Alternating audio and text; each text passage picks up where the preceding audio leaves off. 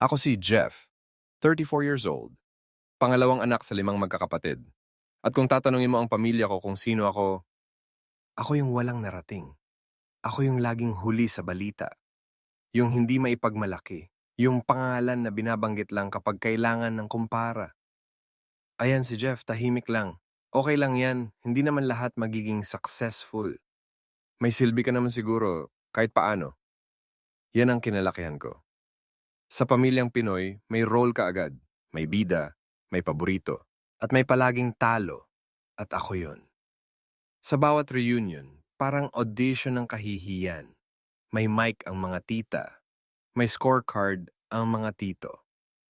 Si kuya mo may kotse na. Si bunso nasa abroad. Ikaw, Jeff, ano na? Kapag ngumiti ka, parang tanga ka. Kapag sumagot ka, bastos ka. Kapag umalis ka, walang respeto ka.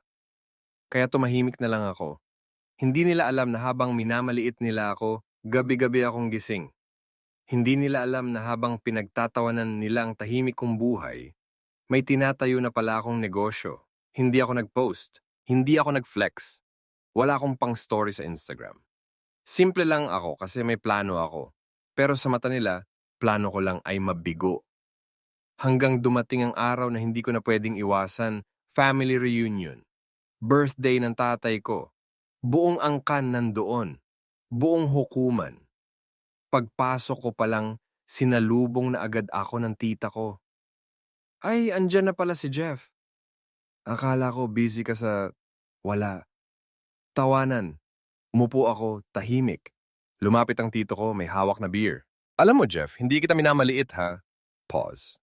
Pero wala ka talagang direksyon sa buhay. Tumango lang ako, yung pinsan kong kaedad ko. Diretsahan, no, grabe, 10 years na tayong graduate. Ako manager na, ikaw, tahimik ulit ako. At doon na sila naglakas loob. Baka umaasa ka pa rin sa magulang mo? Hindi ka ba nahihiya? Lalaki ka pa naman. Parang sabay-sabay nilang tinamaan yung dibdib ko. Pero wala akong sinabi. Kasi alam ko, hindi pa oras. Habang kumakain sila, biglang may gulo. Yung organizer ng event, nagpa-panic. Sir, ma'am, sorry po, may issue po sa bayad. Nagkatinginan sila. Sinong nag-asikaso nito? Akala ko si Jeff, tawanan ulit. Tumayo ako. Ako na po, sabi ko. Biglang tahimik, lumapit ako. Tinawagan ko yung assistant ko. Oo, isettle mo na. 1 minuto lang. Okay na po, sir. Parang may nahulog na plato sa katahimikan. Tumingin sa akin ang tatay ko. Paano mo? Huminga ako ng malalim. Ako po ang nagbayad ng buong handaan.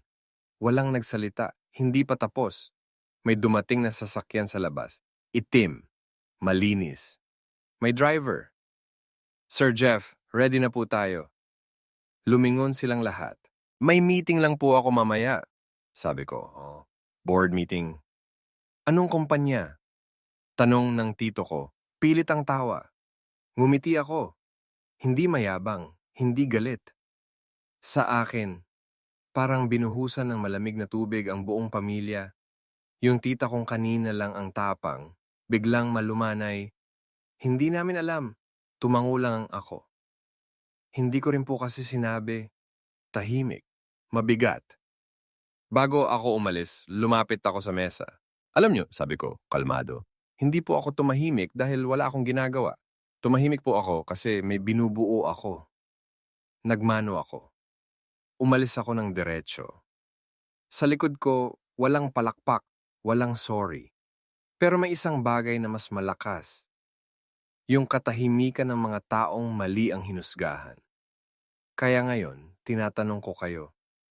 Kung ikaw si Jeff, mali ba ang manahimik habang binubuo mo ang sarili mo? Masama ba na ipakita mo lang ang tagumpay kapag tapos ka na? Or dapat ba talaga minsan hayaan mo silang maliitin ka hanggang sa sila na mismo ang mapatahimik? Anong gagawin mo kung ikaw ako?